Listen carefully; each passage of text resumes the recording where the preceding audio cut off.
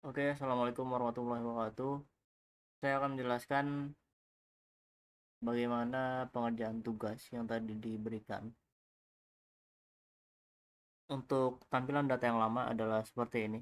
Jadi di halaman home.php atau localhost/ppb. Untuk user yang tidak login maka akan tampil seperti ini.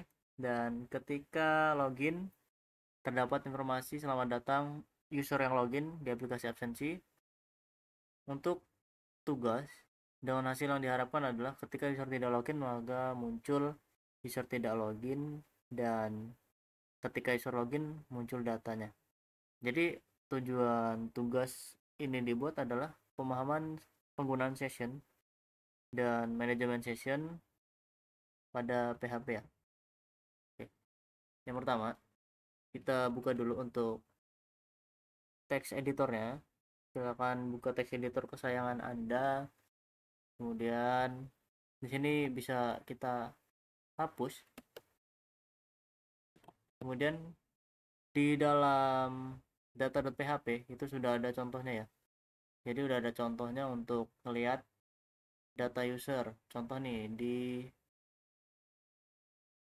ketika kita login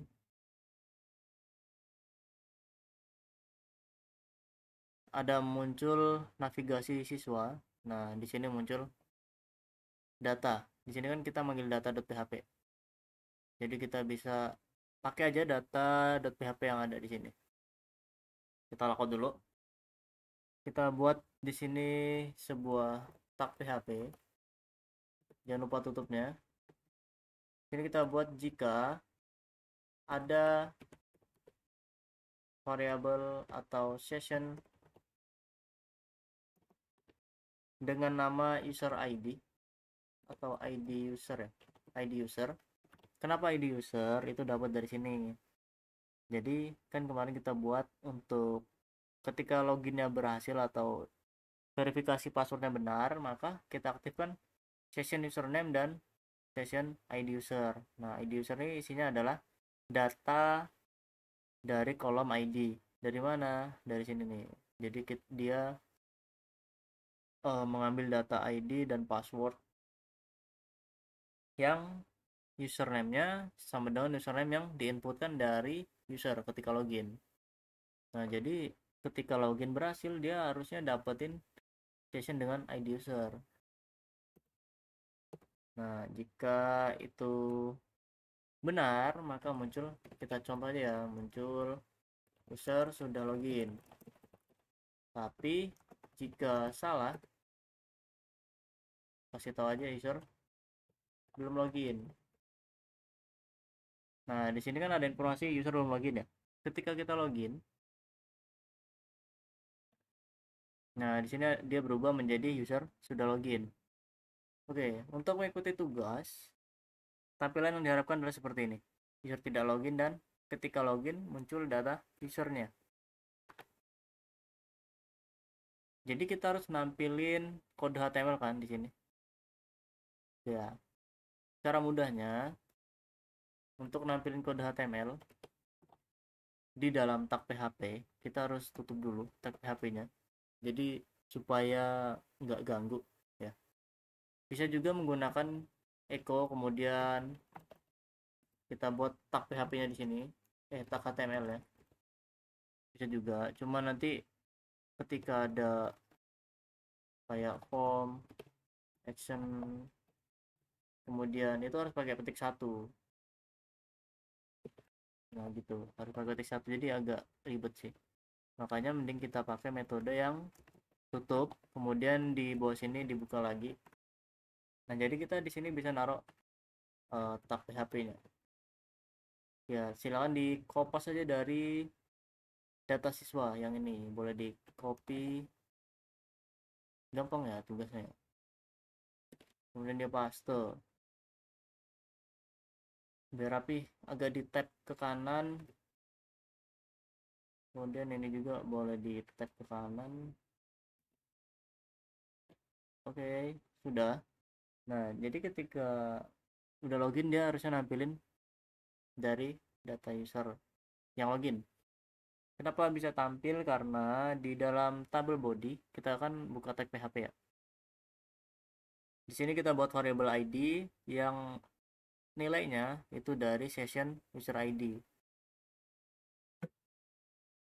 Nah, session user ID itu session ID user itu dapatnya dari ketika login. Jadi kalau dilihat localhost slash phpMyAdmin, kemudian db 12 rpl di tabel user, kan ini ada nih ID user yang bawah itu adalah 37. Di kode registrasi, ketika registrasi user berhasil, kita buatkan otomatis ini ya. Nah, ketika registrasi berhasil, kita dapetin ID terakhir dari user, kemudian kita inputkan juga atau kita tambahkan juga data ke tabel siswa. Nah, makanya ketika tadi login, ini otomatis masuk ke tabel siswa. Nah, di sini kan kolom pertama NIS, kemudian username itu dapat dari username diinputkan atau ketika registrasi, kemudian ID itu dapat dari ID yang terakhir. Jadilah maka seperti ini. Oke.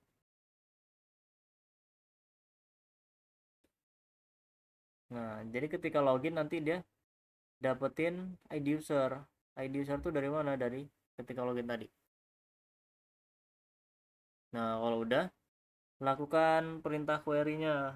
Kita buat variable SQL, kemudian select bintang from tabel siswa, di mana ID user, berarti kan, aduh salah buka. Berarti cari data siswa di mana ID user, ini kan, kita nyeleksi ID user dari kolom ID user, yang nilainya sama dengan ID. ID ini dari mana? Dari ketika login. Jadi dapetin ID ketika login. Contoh nih, echo. Kemudian tampilkan ID. Login ya, coba. Nih, ID-nya adalah 37. Nah, 37 ini kan sama dengan yang ini. Jadi, cari di tabel siswa dengan ID user adalah 37 dan ID usernya 37, maka nampilin si data ini. Kita hapus saja. Kemudian result ini dilakukan koneksi jalanin query SQL. Nom ini untuk perulangan aja, jadi supaya kalau misalkan ada banyak data, dia munculnya 1 2 3 dan seterusnya. Maka di sini ada perulangan dari tabel mapel. Jadi data ini sifatnya array ya, array. Jadi dia lakuin fetch a source untuk dapetin datanya yang mudah dibaca, terus dimasukin ke dalam td untuk nampilin. Nah, ini nampilin variable data dari kolom ID, dari kolom nis, kolom nama gitu ya. Kalau sudah, ya udah itu aja. Untuk yang edit ini udah bener. Oh, edit nggak usah. Kalau dilihat dari soal ya, dilihat dari soal, edit tuh nggak usah ditampilin, berarti tinggal dihapus. Jangan dihapus, kemudian yang ini juga dihapus. Nah, jadinya seperti ini. Udah selesai gitu doang. Itu nggak login, ketika login dia muncul datanya. Udah selesai ya. Assalamualaikum warahmatullahi wabarakatuh. Belum selesai, ada lagi. Untuk ngambil satu data doang, ya. Jadi kan cuma ngambil data yang berdasarkan ID. Kita nggak perlu ini sih sebenarnya. Jadi bisa di close saja. Coba ya, kita hapus. Ini kita hapus. Kita buat ini kayak gini. Udah sama aja sih. Oh, wait. Tag PHP tutupnya mana?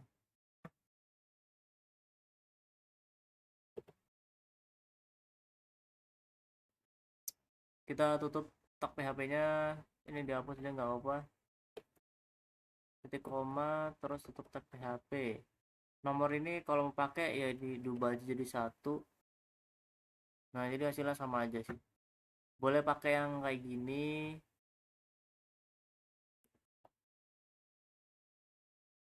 atau pakai yang kayak awal tadi. Nah ini ya silahkan dipilih aja gampangnya yang mana, kecuali kalau misalkan datanya banyak ya. Kalau misalkan caleg bintang from TB siswa gitu kan, berarti nyari semua datanya. Nah kayak gini misalkan, nah itu perlu uh, perulangan. Cuma kalau cuma ngambil satu doang ya nggak usah. Nah gini sih, nggak usah ya. Jadi bisa digunakan sesuai dengan data yang dibutuhkan atau studi kasus yang dibutuhkan. Ini aksi ini nggak ada. Oke, assalamualaikum.